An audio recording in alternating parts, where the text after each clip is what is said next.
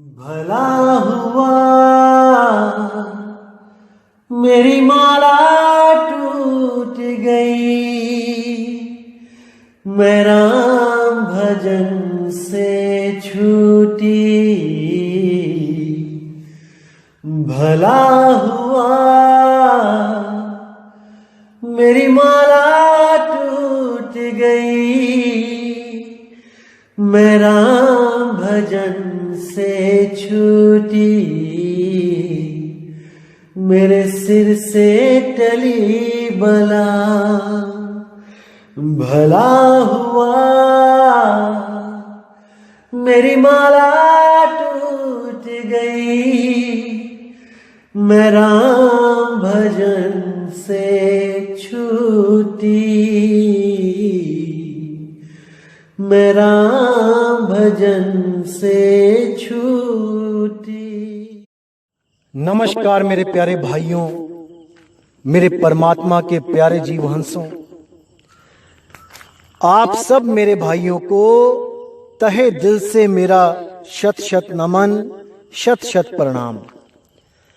बहुत ही खुशी होती है जब आप मेरे भाई मुझे मैसेज करके बताते हैं कि आपको हर चीज समझ में आने लगी है और हर चीज बिल्कुल क्लियर होती जा रही है। बहुत खुशी होती है जब ऐसा आप लोग मुझसे बोलते हैं। तो मुझे लगता है कि मेरा यहां सत्संग करना सफल हो गया है और अब मुझे 1% भी संदेह नहीं है कि कोई आपको भ्रमित कर पाएगा। अब कोई भी नहीं कर सकता। अगर आपने अच्छी तरह ये ज्ञान समझ लिया तो मेरे भाई स्वयं काल भगवान भी आके आपको भ्रमित करने लग जाए, आपको कोई भ्रमित नहीं कर सकता। लेकिन आपके विवेक की तलवारें निकली होनी चाहिए। अगर आपने उन तलवारों में जंग लगा दिया तो मेरे भाई कोई भी लूट के चला जाएगा, कोई भी भ्रमित कर देगा। तो इसलिए अपने विवेक की तलवारें तिखी करके रखो और कोई भी अज्ञान आता है उसको काटते चले जाओ। तो आज जो हम वाणी क्लियर करेंगे बहुत बहुत बहुत ज्यादा इंपॉर्टेंट है। अगर आपने इस वाणी को समझ लिया तो मेरे भाई 90% गुरुओं से आपका पीछा छूट जाएगा। ये जो अधूरे गुरु जो नाम देते हैं, जो सिमरन मंत्र देते हैं, जो ध्यान का क्रिया बताते हैं, ये सब अधूरे गुरु आपके जीवन से आज ही निकल जाएंगे अगर आपने इस मूल ज्ञान को सही से समझ लिया तो मेरे भाई एक एक अक्षर पर पूरा विचार करना है, पूरा विवेक लगा देना है, तभी आप इस चीज को समझ पाओगे जो मैं आज आपको समझाने जा रहा हूं। क्योंकि जैसा आपने देखा है कि कई YouTube चैनल आ गए हैं हमारे खिलाफ मैदान में और उल्टा सीधा ज्ञान प्रचार करके गुरुओं के खिलाफ बोल के, गुरु धारण करने के खिलाफ बोल के, केवल पुस्तकों में ही आपको उलझाया जा रहा है कि ये पुस्तक पढ़ लो ज्ञानी हो जाओगे, वो पुस्तक पढ़ लो ज्ञानी हो जाओगे। अरे कबीर साहब ने बोला, पोथी पढ़ पढ़ जगमुआ, भयो न पंडित कोय, एक आखर प्रेम का, पढ़े सो पंडित होए। यहां पे भी 2.5 आखर प्रेम का बना दिया इन लोगों ने, क्योंकि 2.5 आखर सिद्ध करना था सोहंग, कि सोहंग ही वो 2.5 अक्षर है जो कबीर साहब कहते हैं। तो आज इस सोहंग का पूरा भेद खोला जाएगा। जितना मैं खोल सकता हूं आज खोलूंगा और आने वाली ऑडियोज में भी, आने वाले सत्संगों में मैं खोलता ही जाऊंगा। आप लोगों ने अच्छी तरह समझ लेना है कि क्या बताया जा रहा है, और अगर आपने इसको समझ लिया तो हर चीज क्लियर हो जाएगी मेरे भाई। तो क्या कहती है वाणी? झांझर दीप कथा अर्थाई, झंग नाम ले ध्यान धराई। अनहद बाजे जमको थाना, पांच तत्व करी हैं घमसाना। पांचों तत्व गुफा में जाई, नाना रंग करे तहां भाई। पांचों तत्व करे उजियारी, उठे जंग गुफा में भारी। जब सोहंगव जीव तन छाड़े, तब कहो झंग कवन विधि माड़े। झांझरी दीप काल रचि राखा, झंग हंग दो काल की शाखा। देखिए यहां कितना क्लियर है, अगर आप समझेंगे तो एक एक चीज समझ में आएगी। तो यहां कबीर साहब कहते हैं कि झांझरी दीप कथा अर्थाई, ये जितने भी अधूरे गुरु होंगे ये झांझरी द्वीप यानी ये जो हमारी खोपड़ी के अंदर का हिस्सा होता है, जो सुषुम्ना नाड़ी से शुरू होता है, भंवर गुफा से आगे तक जाता है, जो अंदर का जो कुछ भी है वो झांझरी दीप के ही अंडर आ जाता है। तो कहते हैं कि जो गुरु इंगला पिंगला सुषुम्ना के रास्ते से ध्यान लगवाते हैं, कोई प्राण योग करवाते हैं, श्वासों पे ध्यान लगवाते हैं, श्वासों से जो आवाज आती है झंग झंग की, इसी को हंग हंग कह देते हैं, कई लोग सोहंग कह देते हैं, कई लोग कोहंग कह देते हैं। तो इसी के ऊपर जो लोग ध्यान धरवाते हैं उनके बारे में भेद खोला जा रहा है कि झांझरी दीप कथार्थाई, झंगला नाम ले ध्यान धराई। कि वो झंग नाम से यानी पवनों का, पवन की जो आवाज है उसी में जीव को उलझा देते हैं। अनहद बाजे जमको थाना, पांच तत्व करी है घमसाना। ये जितने भी गुरु हैं जो पांच धुनों की बात करते हैं, ये अनहद की बात करते हैं, ये पांच तत्व हैं भाई। यही पांच तत्व आपस में झनकार पैदा करते रहते हैं। इसी झनकार को अनहद नाद बोला जाता है। इसी को बोला गया है कि अनहद बाजे जमको थाना, यानी वो यमराज का थाना है, वो परमात्मा का घर दर नहीं है। अनहद बाजे जमको थाना, पांच तत्व करी हैं घमसाना। पांचों तत्व गुफा में जाई, नाना रंग करे तहां भाई। यही पांचों तत्व के अलग अलग प्रकाश हैं, जो अलग अलग रूहानी मंडल बन के सामने आ जाते हैं।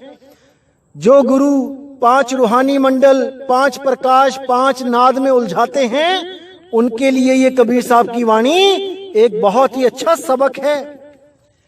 अच्छी तरह समझ जाओ और अपना रास्ता बदल दो, नहीं तो खुद तो जाएंगे ही जाएंगे और अपनी संगत को भी काल के मुंह में लेके चले जाएंगे।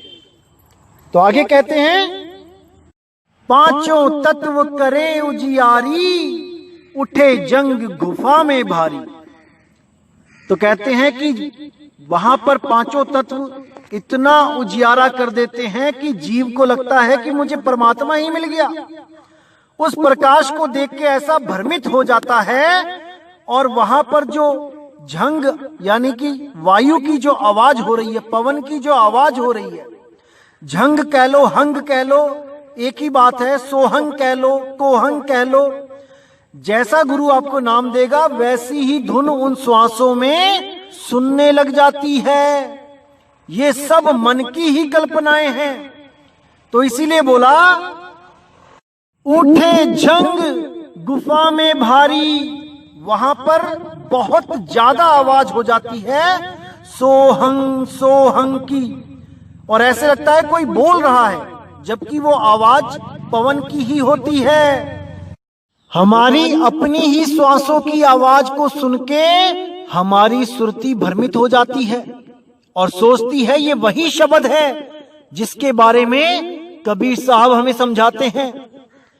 और ऐसे भी लोग मिलेंगे आपको जो ये बोलेंगे कि सोहंग ही सत्य कबीर है, यानी ये सोहंग सोहंग की जो धुन है यही कबीर है, जबकि ये केवल एक तत्व है, तत्व से ज्यादा कुछ नहीं है, जो एक दिन नाश हो जाएगा, खत्म हो जाएगा। इसीलिए मेरे भाई, अगर कोई आपको भ्रमित करता है कि सोहंग का ही जाप जपना है, सोहंग का अजपा जाप करना है। कबीर साहब सोहंग का अजपा जाप करने के लिए कहते हैं। कबीर साहब ने निज नाम सोहंग ही बताया है।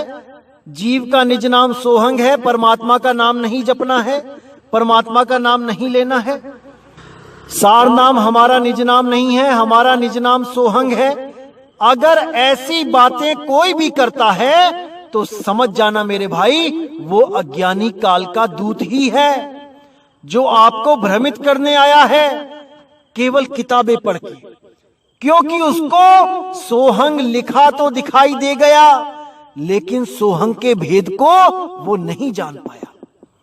इसीलिए साहिब आगे कहते हैं, जब सोहंगम जीव तन छाड़े, तब कहूं झंग कवन विधि माड़े।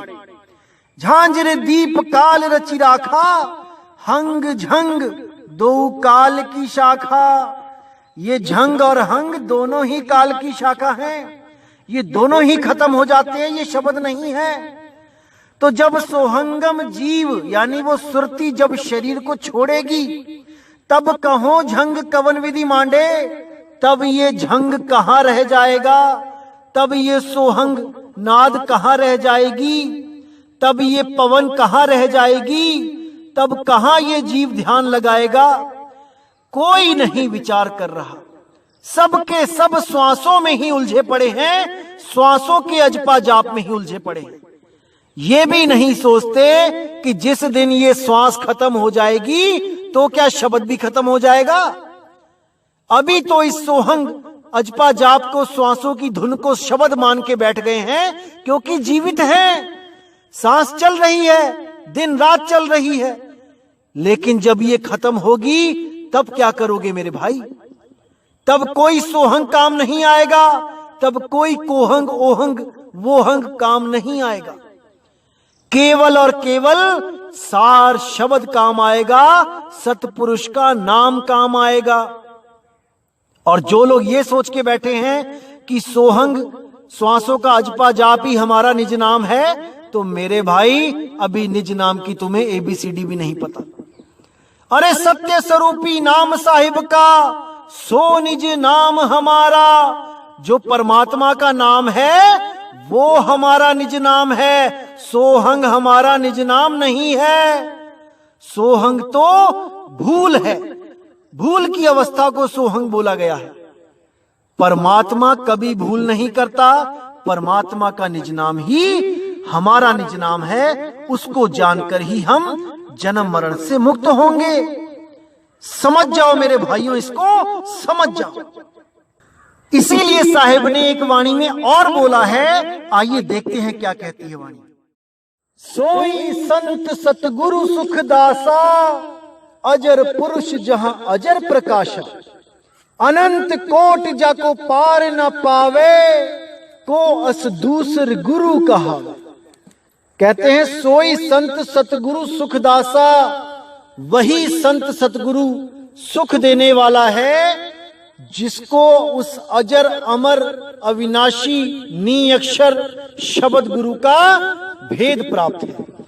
जिसके पास भेद नहीं है वो केवल और केवल आपका जीवन बर्बाद करने के लिए ही आपके जीवन में आया है। इस चीज को अच्छी तरह समझ लो मेरे भाइयों, क्योंकि यही आखिरी जन्म है। अगर इस जन्म में सतगुरु नहीं खोजा तो मेरे भाई युगों युगों तक 84 में भटकना पड़ेगा। इसलिए पूरा विवेक लगा दो, पूरा विचार कर लो कि आखिर करना क्या है। तो कहते अनंत कोट जाको पार न पावे, को अस दूसर गुरु कहा। अनंत कोट देवी देवता गण गंधर्व ऋषि मुनि पीर पैगंबर उसका पार नहीं पा सके, तो ये दूसरे जो गुरु कहाने वाले हैं ये हमें क्या बताएंगे? जो उस भेद को नहीं जानते ये भी कुछ नहीं बता पाएंगे। हम तुम नारी पुरुष सब माही, जहां है सोहंग तहां हम नाही। इस लाइन को अच्छी तरह समझ लो मेरे भाइयों, अच्छी तरह समझ लो। इस लाइन को अगर आपने समझ लिया तो आप एकदम निर्णय कर पाओगे कि सोहंग वो शब्द नहीं है जो कबीर साहब हमें बताने आए थे, कदापि नहीं है। अब क्या कहते हैं, हम तुम नारी पुरुष सब माही, हे धर्मदास मैं और तुम, यानी हम तुम हर नारी और हर पुरुष में हैं। किस स्वरूप में हैं? उस आत्म स्वरूप में, उस शब्द स्वरूप में। तुम और मैं, हम दोनों ही हर आत्म स्वरूप में हैं, क्योंकि हम सबका स्वरूप एक है, एक सा ही है। केवल बाहर से देखने में अलग अलग शक्लें, अलग अलग शरीर दिखाई देते हैं, अलग अलग अंग दिखाई देते हैं, लेकिन आत्म स्वरूप हम सबका एक सा ही है। और सोहंग नहीं है वो। सोहंग के लिए तो साफ बोल दिया, जहां है सोहंग तहां हम नहीं। जहां पर भी कोई सोहंग के साथ ये दिल लगा के बैठा हुआ है, ये मन लगा के बैठा हुआ है, सोहंग का जाप जप रहा है, कबीर साहब कहते हैं वहां मैं कदापि नहीं हूं और ना ही मैं वहां पर उसकी कोई मदद करूंगा। जितने भी ये सोहंग के पुजारी हैं, ये सब कान खोल के इस वाणी को समझ लो, ताकि खुद भी भ्रमित ना हो और दूसरों को भी ना करो। ये किताबें पढ़ पढ़ के, सोहंग अक्षर देख देख के प्रमाणित कर दिया कि सोहंग ही वो नाम है। कोई मुंह से जपने लगा सोहंग सोहंग सोहंग, कोई मन में जपने लगा सोहंग सोहंग, कोई कान बंद करके श्वासों पे धुन लगा के सुनने लग गया सोहंग सोहंग, कोई आती जाती श्वासों पे जपने लग गया सोहंग सोहंग। अरे मेरे भाई, ये सब ही काल के नाम हैं, ये सब ही अज्ञान है। जो कबीर साहब का सोहंग है वो कुछ और है, वो ये सोहंग नहीं है। उसी लिए बोला साहिब ने, सोहंग सत्य कबीर, जो तू सो मैं। तो कबीर साहब का स्वरूप है शब्द स्वरूप, निअक्षर स्वरूप, ना कि ये श्वासों वाला सोहंग। तो इसको अच्छी तरह समझ लो मेरे भाइयों, अभी समय है। अगर ये समय निकल गया फिर आपको दोबारा मौका नहीं मिलेगा, नहीं मिलेगा। तो इसीलिए साहिब कहते हैं, जो जन होंगे जोहरी रत्न लेंगे बिलगाए, सोहंग सोहंग जपी मुआ मिथ्या जन्म गवाए। ये सोहंग सोहंग जपी मुआ, ये जपने का नाम नहीं है, ये जपने से कुछ नहीं होगा। जितना मर्जी सोहंग सोहंग कर लो, कुछ नहीं मिलेगा। सोहंग नाम है उस निज अवस्था को बूझने का, उसको समझने का नाम सोहंग है, ना कि श्वासों पे सोहंग सोहंग रटने को सोहंग कहते हैं। ये तो वेदों पुराणों का सार है मेरे भाई, ये कबीर साहिब का सार नहीं है। आप शिव सूर्योदय पढ़िए भगवान शिव शंकर की, उसमें सोहंग का ज्ञान दिया जा रहा है पार्वती को। आप पुराण पढ़िए, शिव महापुराण पढ़िए, उसमें भी सोहंग का जिक्र है। आप गरुड़ पुराण पढ़िए, उसमें भी सोहंग का जिक्र है, और भी कई पुराणों में सोहंग का जिक्र है। तो अगर ये सोहंग का भेद सबके पास है, फिर कबीर साहब की जरूरत क्या पड़ी हमें, जो उन्हें यहां आना पड़ा। जब सारे देवी देवताओं के पास सोहंग का जाप है तो ठीक है, वो हमारे गुरु भाई हुए, फिर हम उनसे क्यों कहते हैं, नफरत करते हैं, लोगों को मना करते हैं ये कबीरपंथी कि वहां मत जाओ, मंदिरों में मत जाओ। अरे तुम भी तो वही नाम जप रहे हो जो शंकर जी ने पार्वती को दिया है, जो विष्णु जी ने गरुड़ को दिया है, तुमने अलग क्या कर दिया। तो इसी तरह ये कबीरपंथी खुद तो काल का नाम जपते ही हैं और दूसरों को काल से छुड़ाने का दावा करते हैं। ऐसे काल के दूतों से सावधान रहना मेरे भाई, सावधान। जो भी आदमी, जो भी गुरु, कोई भी सोहंग नाम दे, वहीं से उठ के किनारे से निकल जाना। जो भी सोहम का नाम जपवाए श्वासों में ध्यान लगाने को बोले, साइड से निकल जाना, गलती से भी मत फंस जाना उन लोगों के पास मेरे भाई, अनमोल जन्म बर्बाद कर देंगे तुम्हारा। अच्छी तरह समझ लो इसको। तो आगे साहिब कहते हैं, ताही खसम चीन्हे नर लोई, तन धर प्रगटे पुरुष न होई। अकह अमान, यहां पे अनाम होगा, गलती से मां आगे कर दिया, ना पीछे है, इसको सही कर लेना है। अकह अनाम पुरुष जब रहेऊ, नाम नियक्षर तासो भयऊ। यहां बिल्कुल क्लियर कर दिया साहिब ने कि ताही खसम चीन्हे नर लोई, केवल उसको खसम जान के चीनना है। नर लोई यानी आदमी और औरतों को बोल रहे हैं, भक्तों को बोल रहे हैं कि पुरुष यानी परमात्मा केवल वो है, खसम वही है। तन धर प्रगटे पुरुष ना होई, जो मां के गर्भ से तन धारण करके आ गया इस दुनिया में, वो पुरुष परमात्मा नहीं है, नहीं है, नहीं है। और ना ही उस शरीर के अंदर पुरुष विराजमान है। बिल्कुल इस गलत फहमी से निकल जाओ मेरे भाइयों कि परमात्मा हमारे शरीर के अंदर है। बिल्कुल नहीं। जो गर्भ से आ गया शरीर, वो परमात्मा को लेके नहीं आ गया इस दुनिया में। परमात्मा अडोल है, अबोल है, अनंत है। परमात्मा कभी गर्भ से होकर नहीं आता। तो इसको अच्छी तरह समझ जाना है मेरे भाई। आगे क्या कहती है वाणी, अकह अनाम पुरुष जब रहेऊ, नाम नियक्षर तासो भयऊ। ताही नाम को सुमरे कोई, सुर नर मुनि इंद्री बस सोई।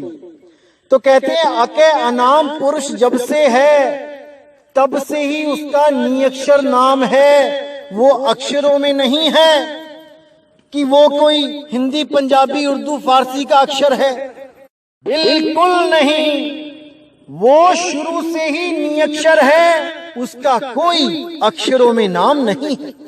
ये तो हम इंसानों ने अपनी अपनी भाषाओं को डेवलप करके, नई नई भाषाओं को क्रिएट करके उसके अनंत नाम रख दिए हैं, लेकिन वो इन सब नामों से परे है। वो हर नाम से परे है। तो उसके लिए बोला गया है, ताही नाम को सुमिरै कोई, जो भी उस नाम का सिमरण करेगा केवल वही पार होगा। सुर नर मुनि इंद्री बस होई, लेकिन सुर नर मुनि ये सब इंद्री के वश पड़ गए और उस नी अक्षर नाम को कोई चीन नहीं पाया। अधर प्याला पियरस सांचा, जो अधर प्याला है उसी को पीना है, वही सांच है। जो उस अधर प्याले को नहीं जानता, जो उस अधर प्याले को नहीं समझता, वो कभी जन्म मरण से पार नहीं जा सकता। वो इससे परे हो ही नहीं सकता, क्योंकि इसी अधर प्याले को अधर द्वीप बोला गया है। और जो अधर द्वीप के बारे में नहीं जानता, वो कभी भी सूरत को मुक्त नहीं कर सकता, क्योंकि ये सूरत का निज स्थान अधर द्वीप ही है, जहां से साहिब हमें समझाने के लिए आते हैं। अधर द्वीप तहां गगन गुफा में, है निज वस्तु सारा, ज्योत स्वरूपी अलख निरंजन, धरता ध्यान हमारा। ये जितने भी लोग हमारे खिलाफ बोलते हैं YouTube चैनल पे, आप इनसे पूछो कि क्या है वो अधर द्वीप, जहां पर पहुंच के हमें मोक्ष होगा, मुक्ति मिलेगी। इन लोगों को कोई जवाब नहीं आएगा, क्योंकि ये सब के सब इस शरीर में ही उलझे हुए हैं, इन श्वासों में ही उलझे हुए हैं। ये नहीं जान सकते कि अधर द्वीप क्या होता है, क्योंकि ये केवल वही जानता है जिसको सतगुरु बंदी छोड़ कबीर साहब ने आके लखाया हो। नहीं तो कोई नहीं जान सकता कि अधर किसको कहा जाता है। तो मेरे भाई, विवेक लगाना है, पूरा सोच समझ के निर्णय लेना है। बहुत बहुत बहुत जरूरी है इस जन्म में गुरु बनाना। बिना गुरु धारण किए बिना चरणामृत लिए, बिना यूनिफॉर्म पहने आप स्कूल में एडमिशन नहीं ले पाओगे। स्कूल में एडमिशन नहीं लोगे तो पढ़ाई पूरी नहीं होगी और वापस के वापस इसी जन्म मरण में आना पड़ेगा। चाहे एक कान से सुन लो, चाहे दूसरे कान से, लेकिन बिना गुरु धारण किए मुक्ति नहीं मिलेगी, नहीं मिलेगी। कितना ही किताबों से पढ़ के सोहंग सोहंग सोहंग जपते रहो, वो सब समय बर्बाद हो रहा है। क्योंकि कुछ लोग सोचते हैं कि हम जबरदस्ती मन को कंट्रोल कर लेंगे, इंद्रियों को वश में कर लेंगे, काम से दूर हो जाएंगे, बढ़िया खाने पीने से दूर हो जाएंगे, भोगों से दूर हो जाएंगे तो हम मुक्त हो जाएंगे। ऐसा कदापि नहीं होगा मेरे भाई। बड़े बड़े ऋषि मुनि, ऋषि पराशर 21,000 साल तक अपने मन को, अपनी इंद्रियों को रोक के बैठा रहा, लेकिन उसके बाद क्या हुआ? एक मल्लाह की लड़की के साथ भोग किया। क्यों किया? क्योंकि उसके पास सार शब्द की साधना नहीं थी। अगर उसके पास सार शब्द होता तो वो मुक्त होता। तो केवल इंद्रियां कंट्रोल करने से मुक्ति नहीं मिलती। कोई सोचे कि किताब में से सोहंग नाम जपने लग जाओ और इंद्रियों को कंट्रोल कर लो, मुक्ति मिल जाएगी। असल में मुक्ति हमें शब्द देता है, क्योंकि ये मन भोग का भूखा है, विलास का भूखा है, ये सुख का भूखा है। इस मन को जब इंद्रियों के सुख से ज्यादा उस शब्द गुरु में सुख की अनुभूति होगी, तब अपने आप ये इन विषय विकारों को त्याग देगा। जबरदस्ती करने से ये कभी नहीं त्यागता, ये स्लीप मोड में चला जाता है।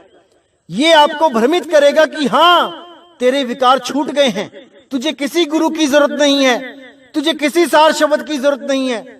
लेकिन समय आते ही ये एक वायरस की तरह पूरे शरीर में फैल जाता है। देखने में वायरस एक निर्जीव लगता है कि इसमें कोई जान नहीं है, लेकिन जैसे ही ये किसी जीवित प्राणी के कांटेक्ट में आता है, वो दुगनी स्पीड से डबल होने लग जाता है। 1 से 2, 2 से 4, 4 से 8, 8 से 16, 16 से 32 ऐसे मल्टीप्लाई होने लग जाता है और पूरे शरीर में फैल के शरीर का सत्यानाश कर देता है। इसी तरह ये मन भी कभी एक्टिव मोड और कभी साइलेंट मोड में रहता है। कभी ये विचारों के पुलंदे बांटता ही रहता है, विचारों की बाढ़ ले आता है, और कभी ये निर्विचार होकर संत महात्मा बन बैठता है। आपको लगेगा कि मैं निर्विचार हो गया हूं, अब मेरे अंदर कोई विचार ही नहीं आ रहा है, अब मेरे अंदर कोई तृष्णा ही बाकी नहीं है। लेकिन ये बीज रूप में सबके अंदर छिपा रहता है, और जैसे ही इसको खाना पीना मिलता है, यानी पानी हवा मिलती है इस बीज को, ये अंकुरित होके फिर से एक पेड़ खड़ा कर देता है। और ये ऐसे करता है कि जीव को समझ भी नहीं आता कि हो क्या गया। तो इसीलिए मेरे भाई, इस मन को हल्के में नहीं लेना है। बड़े बड़े ऋषि मुनियों का इसने कुछ नहीं छोड़ा, हम और आप तो क्या चीज है। इसलिए सबसे पहले हमारे पास हथियार होना चाहिए जिससे हम मन का मुकाबला करेंगे, और उस हथियार का नाम है सार शब्द। इसीलिए साहिब ने बोला, सार शब्द गही बाची हो मानो एतबारा, अक्षर पुरुष एक पेड़ है निरंजन वाकी डारा। कि बिना सार शब्द के कोई नहीं बचेगा, सबके सब धराशाही हो जाएंगे, आज नहीं तो कल होंगे।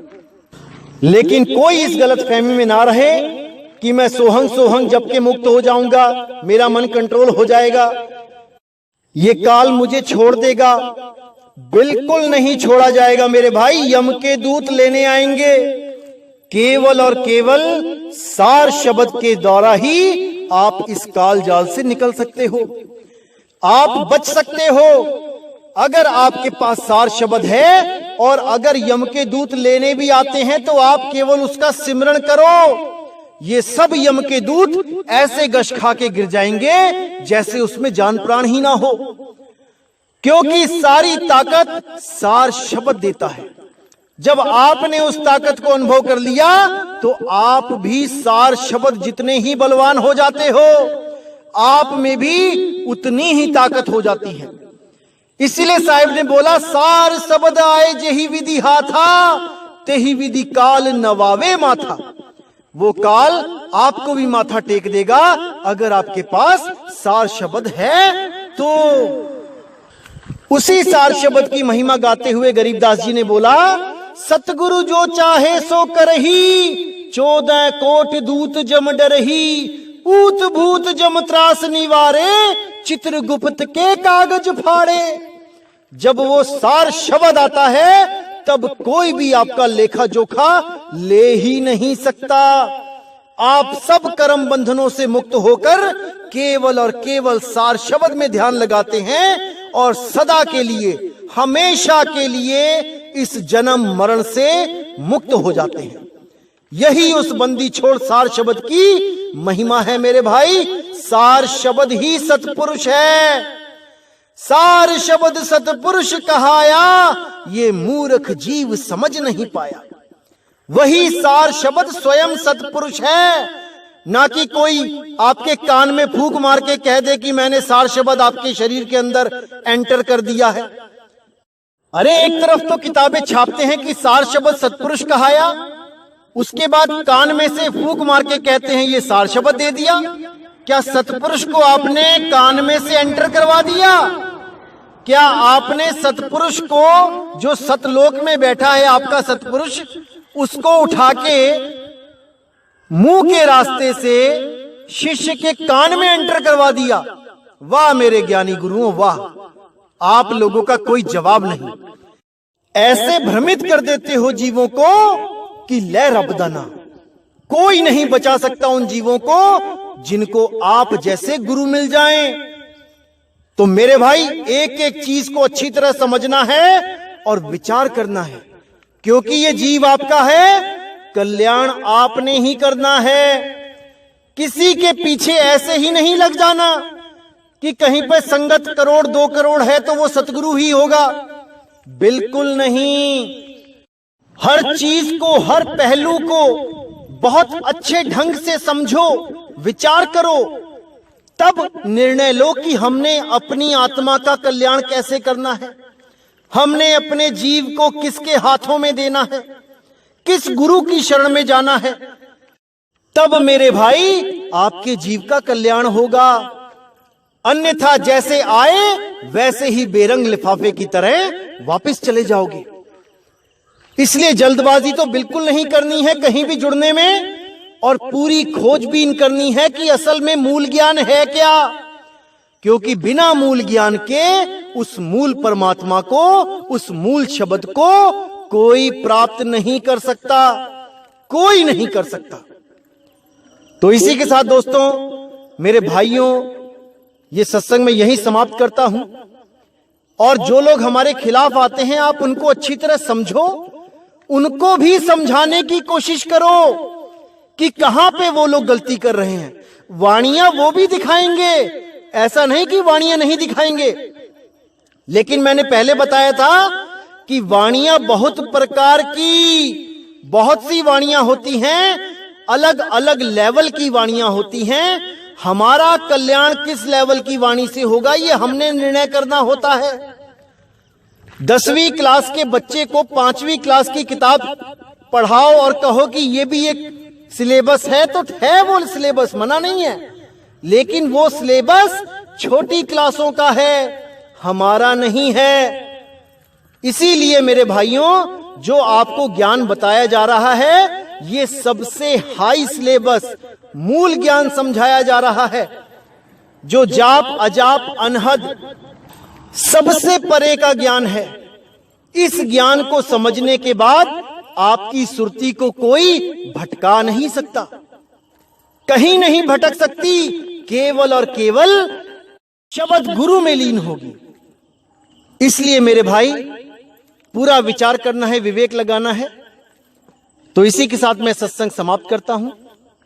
जय गुरु बंदी छोड़ वैराग साहिब, जय गुरु बंदी छोड़ साधु शरण साहिब, जय जय गुरु बंदी छोड़, बाबा मदन साहेब, बाबा नानक साहेब, बाबा रविदास जी, बाबा धर्मदास जी, बाबा गरीब साहिब, बाबा पलटू साहिब, सभी मेरे संतों की सदा ही जय हो। जय जय सतगुरु सत्य कबीर साहिब की सदा ही जय हो, सदा ही जय हो मेरे मालिक की साहिब बंदगी सतनाम। तो आगे साहिब